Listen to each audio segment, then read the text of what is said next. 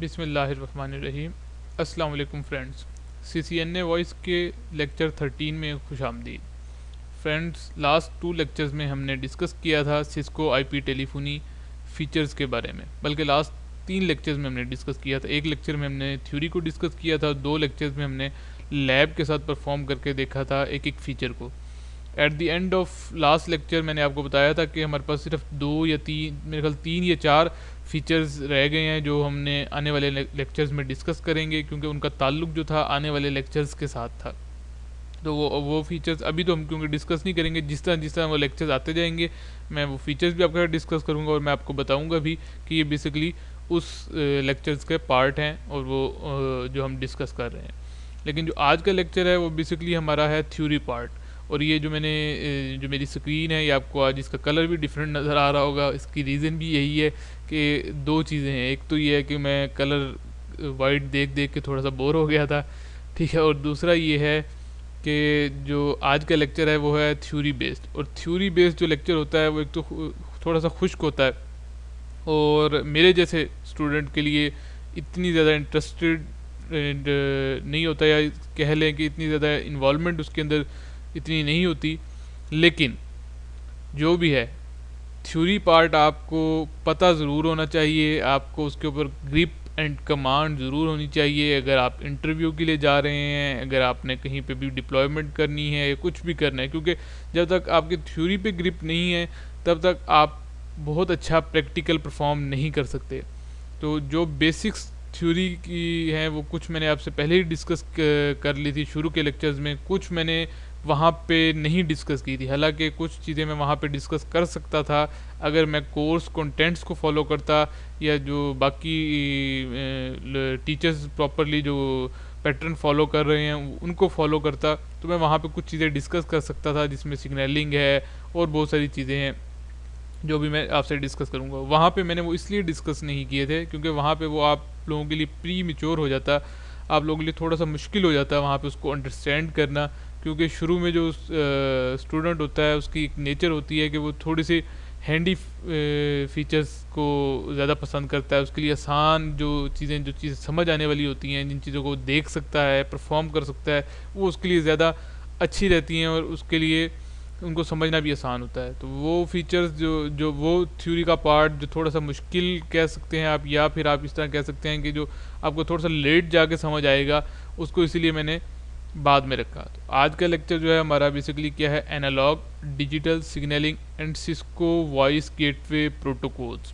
इसके अलावा भी हमारे 1-2 टॉपिक और होंगे थ्योरी के, जिसमें हम लोग कोडेक्स पढ़ेंगे, डिजिटल सिग्नल प्रोसेसर के बारे में पढ़ेंगे। वो कोडेक्स का बेसिकली टॉपिक है। कोडेक्स को मैंने इसलिए इसमें डिस्कस नहीं किया क्योंकि कोडेक्स को अगर मैं इसमें डिस्कस करता तो वो थोड़ा सा आप लोगों के लिए मुश्किल हो जाता, उसको इसलिए मैंने किसी और लेक्चर के साथ मैं कंबाइन करूँगा।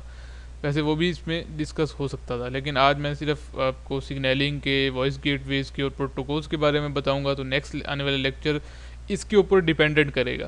ख़ास तौर पे वॉइस गेटवे के बारे में और प्रोटोकॉल्स के बारे में जो इन्फॉर्मेशन दूंगा वो हमारे आने वाले लेक्चर्स में प्रैक्टिकल में, लैब्स में हमें वो परफॉर्म करके देखनी होगी। और उस टाइम मैं आपसे ये उम्मीद करूँगा कि आपको वो चीज़ें पता होनी चाहिए, क्योंकि अगर नहीं पता होंगी तो आपके लिए बहुत मुश्किल हो जाएगा। चलें जी, आज स्टार्ट करते हैं। सबसे पहले क्या है जी हमारे पास एनालॉग एंड डिजिटल सिग्नलिंग। अच्छा, सबसे पहले सिग्नलिंग होती क्या है? सिग्नलिंग बेसिकली है use of signals for controlling communication, यानी वो सिग्नल्स जो कम्युनिकेशन को कंट्रोल करने के लिए यूज़ होते हैं उन्हें हम सिग्नलिंग कहते हैं। अब कोई ये ना पूछ ले कम अज़ कम के सिग्नल्स क्या होते हैं। वैसे मैं सिग्नल भी आपको जस्ट बता देता हूँ कि सिग्नल बेसिकली आपकी जो इन्फॉर्मेशन को कैरी कर रहा होता है जो चीज़, उसको हम सिग्नल कहते हैं। इसको आसान तरीके से याद करने का एक फार्मूला यही है कि जैसे आप अपने एक ट्रैफिक रोड पे जा रहे होते हैं तो वहाँ पे आपको सिग्नल नज़र आ रहा होता है। बेसिकली वो सिग्नल आपको एक इन्फॉर्मेशन दे रहा होता है, आपको बता रहा होता है कि आपने इधर मुड़ना है या इधर मुड़ना है। जो इन्फॉर्मेशन दे रहा है आपको वो चीज़ सिग्नल है। तो इसी तरह इलेक्ट्रिकल और इलेक्ट्रॉनिक्स में भी सिग्नल वो चीज़ है जो आपको इन्फॉर्मेशन कोई दे रहा है। वो एनालॉग सिग्नल भी हो सकता है, वो डिजिटल सिग्नल भी हो सकता है, उसकी फिर आगे फर्दर टाइप्स हैं। यहाँ पे क्योंकि एनालॉग सिग्नलिंग से मैं रिलेटेड बात कर रहा हूँ, तो सिग्नलिंग क्या है उसमें मैंने आपको बताया कि वो वाले सिग्नल जो कंट्रोलिंग कम्युनिकेशन के लिए यूज़ हों, जो जो कम्युनिकेशन को कंट्रोल कर रहे हों बेसिकली, वो वाले सिग्नल्स। अब कंट्रोल और बाकी सिग्नल्स में क्या डिफरेंस है, इसका मैं आपको एक से एग्जांपल देता हूँ कि जैसे एक हमारे पास ट्रैफिक रोड है, उस पर ट्रैफिक चल रही है, वो हमारे फॉर एग्जांपल सिग्नल्स हैं। और एक हमारे पास वार्डन चल रहा है साथ साथ हमारे, वो हमें इंफॉर्मेशन बता रहा है कि आप इधर मुड़ जाएं या इधर मुड़ जाएं या रुक जाएं ट्रैफिक को। वो जो इन्फॉर्मेशन हमें कंट्रोल कर रहा है वो बेसिकली क्या है, हमारे पास कंट्रोलिंग सिग्नल है। वो हमारे पास ट्रैफिक वार्डन का जो सिग्नल है वो कंट्रोलिंग सिग्नल है। इसी तरह जो इलेक्ट्रिकल फॉर्म्स में हमारे पास जो कंट्रोलिंग सिग्नल होता है उसकी उसको हम जनरली फॉर्म में हम कहते हैं वो सिग्नलिंग है। ठीक है, अब सिग्नलिंग डिफरेंट तरह की हो सकती है। वो एनालॉग सिग्नलिंग हो सकती है। एनालॉग सिग्नलिंग का मतलब है कि आपके पास सिग्नल्स एनालॉग यूज़ हो रहे होंगे और उसकी कंट्रोलिंग के लिए आप जो इन्फॉर्मेशन यूज़ कर रहे होंगे उसको एनालॉग सिग्नलिंग कहेंगे। इसी तरह डिजिटल सिग्नलिंग है, डिफरेंट पर्पसेस के लिए यूज़ होती है। पहले हम डिस्कस करते हैं एनालॉग सिग्नलिंग में हमें क्या क्या चीज़ें अंडरस्टैंड करनी चाहिए, जिन पैरामीटर्स के बारे में हमें पता होना चाहिए। वो क्या है जी, for understanding of analog signalling we will see the following parameters. First one, loop start और ग्राउंड स्टार्ट सिग्नलिंग क्या होती है, इसके बारे में हम पढ़ेंगे। सेकंड, सुपरवाइजरी सिग्नल्स, ये आप कर सकते हैं, इसको सुपरवाइजरी भी पढ़ते हैं, कोई सुपरवाइजरी भी पढ़ते हैं, तो ये आपके ऊपर अपने ऊपर है। इंफॉर्मेशन सिग्नल्स, और फोर्थ है जी हमारे पास एड्रेस सिग्नल। इन चार चीज़ों के बारे में जब आप एनालॉग सिग्नलिंग की बात करेंगे तो आपको पता होना चाहिए।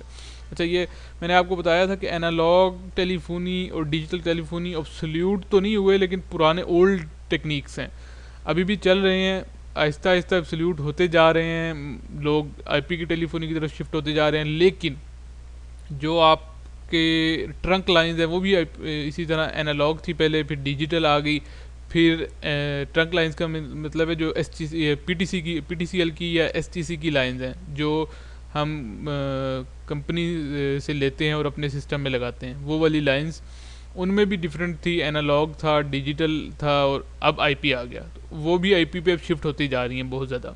लेकिन ये अभी मे भी हो सकता है 15 से 20 साल लग जाएं अभी प्रॉपर सब कुछ आईपी पे शिफ्ट होने के लिए। तो इसलिए हमें कम से कम अगले 15-20 साल का तो सोच के हमें याद रखना चाहिए कि एनालॉग और डिजिटल सिग्नलिंग की हमें कहीं ना कहीं इम्प्लीमेंटेशन भी होती नज़र आएगी, कहीं ना कहीं हमें इसकी ज़रूरत भी पड़ेगी। तो उसके लिए हमें अच्छी तरह अंडरस्टैंड कर लेना चाहिए कि होती क्या है बेसिकली। लूप स्टार्ट और ग्राउंड स्टार्ट सिग्नलिंग को हम सबसे पहले पढ़ते हैं जी। लूप स्टार्ट सिग्नलिंग क्या होती है? अच्छा, दो कंडीशन होती हैं, एक होता है जी रिसीवर ऑन हुक, एक होता है जी ऑफ हुक। अच्छा, ऑन हुक और ऑफ की हुक क्या है जी, वो मैं आपको बताता हूँ जी। ऑफ हुक, जब ऑफ हुक होता है ना हमारे पास, जब रिसीवर ऑफ हुक का मतलब होता है जब आपका फ़ोन बंद पड़ा है, यानी बंद से जब आपका रिसीवर रखा हुआ है आपने, ठीक है, जब रिसीवर आपने रखा हुआ है तो वो ऑफ हुक है, यानी आपका जो हुक है वो बंद हुआ है और आपने कुछ भी नहीं किया, आपका सिर्फ फ़ोन वैसे ही पड़ा है, आइडल पड़ा है, तो वो ऑफ हुक कंडीशन है। ऑन हुक कंडीशन क्या है, जब आप रिसीवर को उठाते हैं, जब रिसीवर को क्या करते हैं आप उठाते हैं, तो वो होती है ऑन हुक कंडीशन। अब लूप स्टार्ट में एक चीज़ समझने के लिए है कि मैं आपको इसकी एग्जांपल देता हूँ लूप स्टार्ट समझने के लिए। सबसे पहले हम इस पिक्चर को भी मैं आपको नहीं समझा रहा, एक हमारे पास लाइन आ रही होती है, ठीक है, सेंट्रल ऑफिस से, पीटीसीएल से या पीएसटीएन की जो लाइन होगी हमारे पास, पब्लिक स्विच टेलीफोन नेटवर्क भी इसे कहते हैं, उसकी हमारे पास एक लाइन आ रही होती है, ठीक है। अच्छा, वो लाइन क्या करती है, वो लाइन आके हमारे पास फ़ोन के अंदर कनेक्ट हो जाती है, घर का जो फ़ोन है। अच्छा, वो जो हमारे पास टेलीफोन की लाइन आ रही होती है ना, उसमें हमारे पास क्या होता है कि सिर्फ एक जो केबल का, अगर हम केबल को देखें तो केबल के अंदर होता क्या है, केबल के अंदर मैं आपको समझाता हूँ। बेसिकली ये केबल है जी, यहीं से देख लेते हैं जी। ये हम केबल के अंदर एक पेयर होती है, एक पेयर, और पेयर के अंदर होती हैं दो बारीक केबल्स, ठीक है, एक पेयर और दो बारीक केबल्स। आप घर के किसी भी कोई भी बंदा अपने घर के जो टेलीफोन लाइन है उसको अगर देखें, उसका कनेक्टर निकाल के देखें RJ11, तो उसमें आपको सिर्फ दो बारीक सी तारें या दो बारीक सी केबल्स नज़र आएंगी। वो दो बारीक सी केबल्स को हम जो है एक पेयर कहते हैं बेसिकली। और उन दो केबल्स में क्या होता है, एक होती है हमारे पास रिंग जिसको हम एक केबल कहते हैं, एक होती है टिप, रिंग और टिप। अच्छा, अब जिस तरह ही ऑफ हुक कंडीशन होती है तो ये क्या होता है, रिंग और टिप की जो हमारे पास केबल है ना उसके दरमियान जो होता है सर्किट क्या है, वो बिल्कुल यानी सेंट्रल ऑफिस से आपका जो फ़ोन है, ये सेंट्रल ऑफिस है आपका और ये फ़ोन है। अब क्या हुआ कि जिस तरह ही आपने ऑन हुक किया, यानी जिस तरह ही आपने रिसीवर उठाया, तो आपका क्या हुआ कि सर्किट ब्रेक हुआ और आपका एक लूप बन गया सेंट्रल ऑफिस के दरमियान। जिस तरह ही आपका आप रिसीवर उठाने से पहले क्या होता है कि कोई लूप नहीं बना हुआ होता, सिर्फ आपको वहाँ पे यानी आपके फ़ोन को सिग्नल मिल रहा होता है कि अगर कोई कॉल आएगी तो वो उस पर रिसीव होगी। लेकिन जिस तरह ही आप रिसीवर उठाते हैं तो आपको टून मिलती है बेसिकली। उस टून मिलने से पहले जिस तरह रिसीवर उठा रहे हैं और टून मिलने तक वो जो टाइम होता है ना, उस टाइमिंग में लूप कंप्लीट होता है। और उस लूप के नतीजे में क्या होता है, आपका जो है आपको सिग्नल सुनाई देता है। ये जो पूरी कहानी चल रही होती है ना, इसको कहते हैं हम लूप स्टार्ट।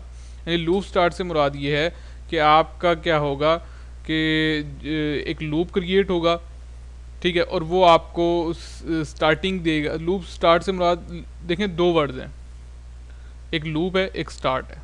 लूप से मुराद ये है कि आपका लूप क्रिएट हो रहा है। स्टार्ट का मतलब है जिस तरह ही लूप क्रिएट हो रहा है आपको स्टार्टिंग, आपको रिंगिंग दे रहा है, रिंगिंग की फैसिलिटी दे रहा है, आपको कॉल करने की फैसिलिटी दे रहा है, आपको बहुत सारी फैसिलिटीज़ वो स्टार्ट कर रहा है। तो लूप स्टार्टिंग का मतलब यही है कि आप जिस तरह ही लूप स्टार्ट हुआ आपको फैसिलिटीज सारी मिल गई। तो ये एनालॉग सिग्नलिंग के अंदर बेसिकली एक लूप स्टार्ट का मैकेनिज्म है। जब भी आप ट्रंक लाइन कन्फिगर करते हैं तो आपको बताना पड़ता है कि वो लूप स्टार्ट के तौर पर कनेक्ट हुई है या ग्राउंड स्टार्ट। अभी हमने ग्राउंड स्टार्ट नहीं पढ़ा। लूप स्टार्ट में मैंने आपको बताया कि वो डायरेक्ट आई और डायरेक्ट फ़ोन में अटैच हुई थी और उसमें लूप स्टार्ट यूज़ हो रहा होता है नॉर्मली हर जगह, ठीक है। ग्राउंड स्टार्ट किया जिस तरह ही आपने क्या किया कि जब आपकी लाइंस आके कनेक्ट होती हैं ना पीबीएक्स के साथ, तब नॉर्मली क्या होता है,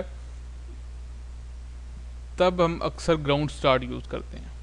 अच्छा, ग्राउंड स्टार्ट कब यूज़ करते हैं? लूप स्टार्ट तो मैंने बताया नॉर्मल जो घरों में आ रही होती हैं लाइन फ़ोन के साथ कनेक्ट होती हैं उनके साथ लूप स्टार्ट हो रही होती है। ग्राउंड स्टार्ट में मैंने आपको बताया कि जब आप पीबीएक्स से सेंट्रल ऑफिस कनेक्ट करते हैं तो आपके पास लूप स्टार्ट होता है, ग्राउंड स्टार्ट होता है। लेकिन यहाँ पे भी आप लूप स्टार्ट यूज़ कर सकते हैं। लेकिन ग्राउंड स्टार्ट और लूप स्टार्ट में बेसिक डिफरेंस क्या है वो मैं आपको बताता हूँ। अच्छा, लूप स्टार्ट में ये होता है कि अब एक आपकी लाइन आ रही है लूप स्टार्ट में, ठीक है, और वो लाइन आके आपकी कनेक्ट होगी फ़ोन के साथ, ठीक है जी।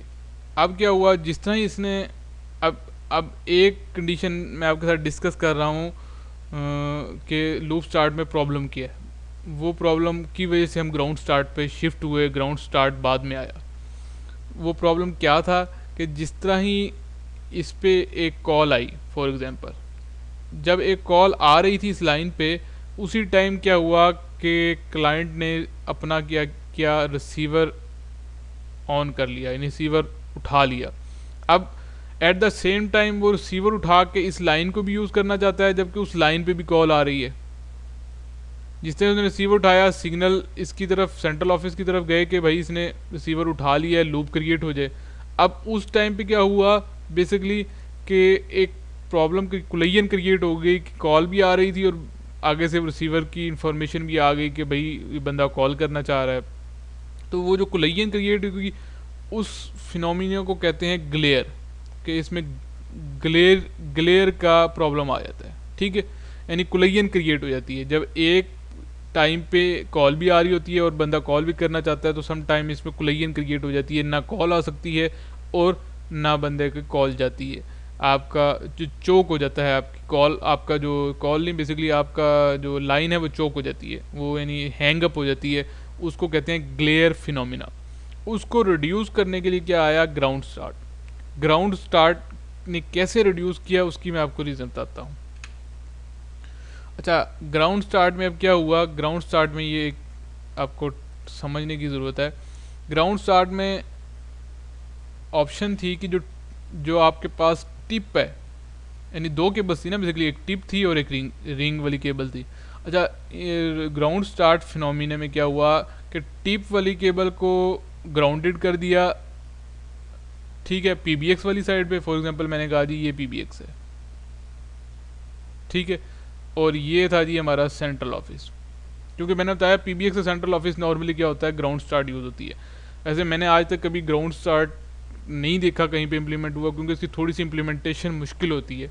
हर बंदा एनालॉग लूप स्टार्ट ही यूज़ कर लेता है, क्योंकि वो बाय डिफ़ॉल्ट होती है, लूप स्टार्ट इजीली चल जाती है। लेकिन ग्राउंड स्टार्ट के बेनिफिट एक ये है कि उसमें कॉल सीज नहीं है, कॉल जो लाइन है वो सीज नहीं होती, ग्लेयर का फिनोमिना नहीं होता। उसको मैं समझाने की कोशिश कर रहा हूँ कि आपके पास दो केबल जब होंगी तो आप क्या करोगे, अपनी टिप की केबल को क्या कर दोगे, ग्राउंडेड कर दोगे, ठीक है, ग्राउंड कर दोगे। ग्राउंडेड से मुराद ये है कि आप उसको अलग से मतलब कि वो बिल्कुल ग्राउंड यानी छोड़ दोगे। और जो रिंग वाली केबल होगी उसको सेंट्रल ऑफिस, जिस तरह ही ये देखेगा कि इसने इसको ग्राउंड कर लिया, अब ये क्या करेगा, सेंट्रल ऑफिस अपनी दूसरी वाली साइड को ग्राउंड कर लेगा।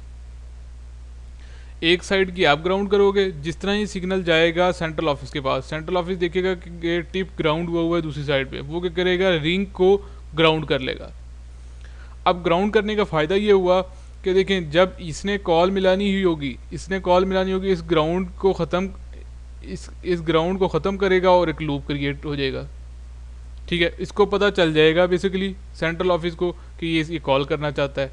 जब इसने कॉल भेजनी होगी तो ये लूप क्रिएट करेगा और इसको बता देगा कि भाई अब जो है कॉल आ रही है, अब आप नहीं उठा सकते। यानी एक टाइम पे दोनों जो हैं वो ग्राउंड से नहीं हटेंगे, एक टाइम पे एक ही ग्राउंड से हटेगा। इसका बेनिफिट ये हो जाएगा आपको कि आपका जो बेसिकली, यानी जब इसने कॉल करनी है तो इसको ये ग्राउंड से रिमूव कर देगा। जब इसने कॉल करनी होगी, ये देखें, ये इस पिक्चर में देखें, इसने कॉल करनी थी, ये यहाँ से ये क्या हुआ, ये लूप क्रिएट होगा और आपकी कॉल चली जाएगी, ऐसे कंप्लीट हो जाएगी, यानी पूरा सर्किट आपका बन जाएगा।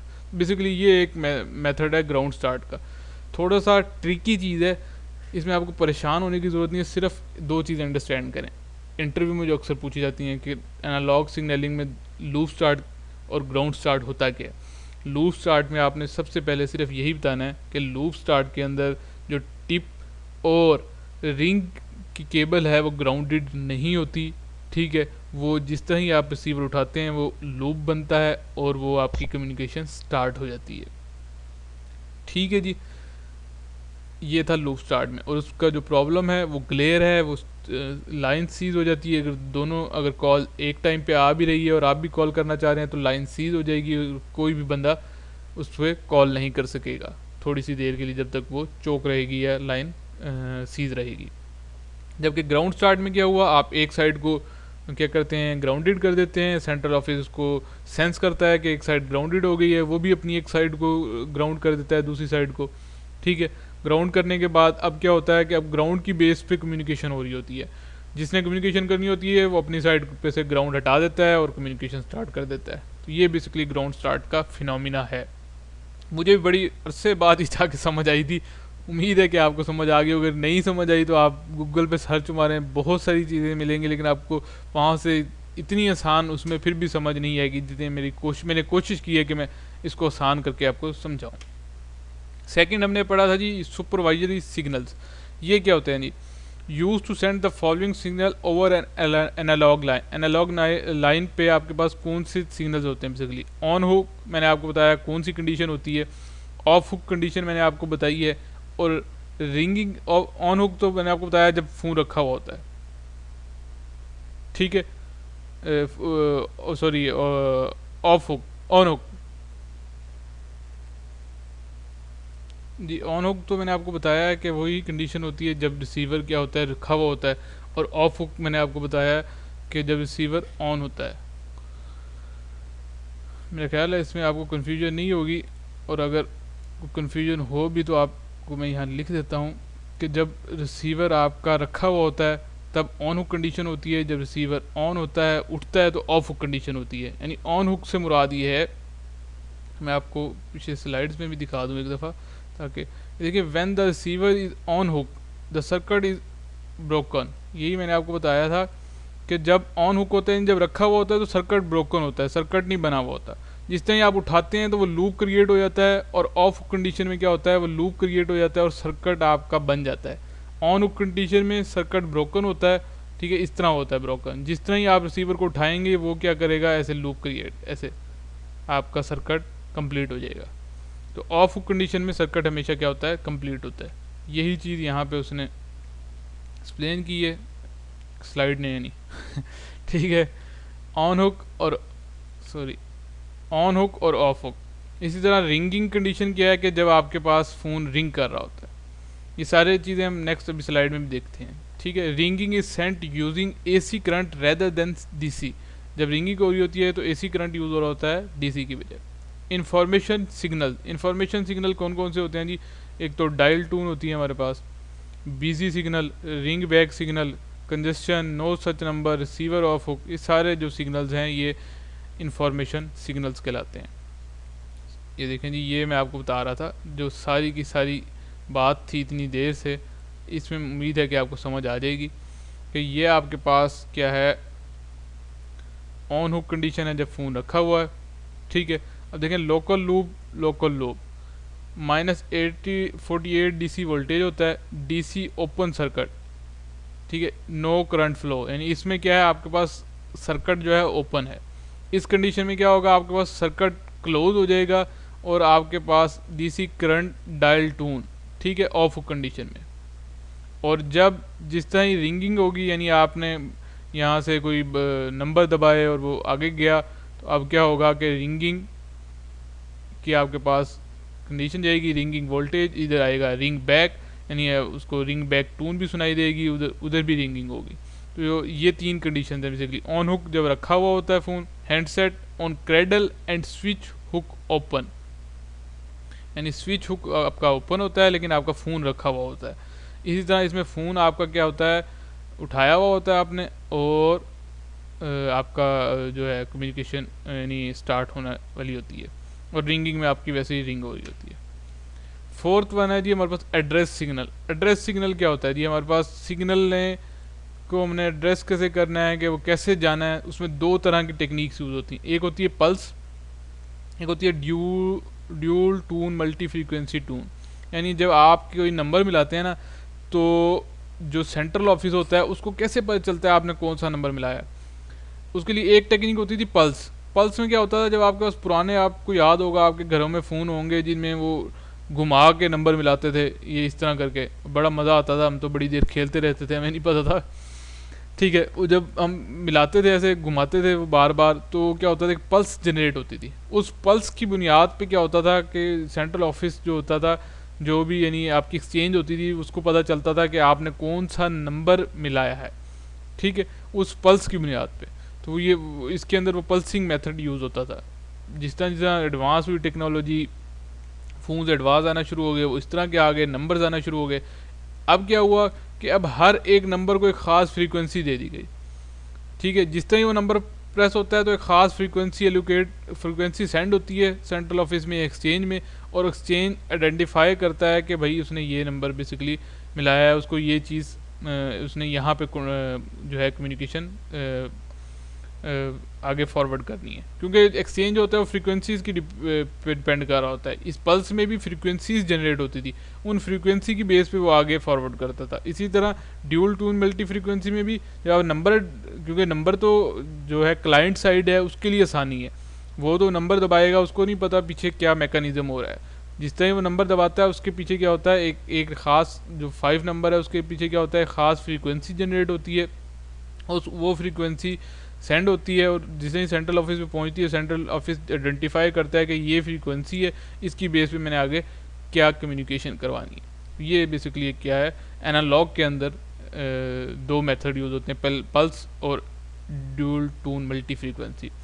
नॉर्मली ये भी आपको मतलब कि कभी कभार कोई बंदा इंटरव्यू में पूछ ले तो पूछ ले, लेकिन आपको पता ज़रूर होना चाहिए कि पल्स क्या है और ड्यूल टून मल्टी फ्रीक्वेंसी क्या है। ये सारी टेक्निक्स आपको पता ज़रूर होनी चाहिए, ठीक है जी।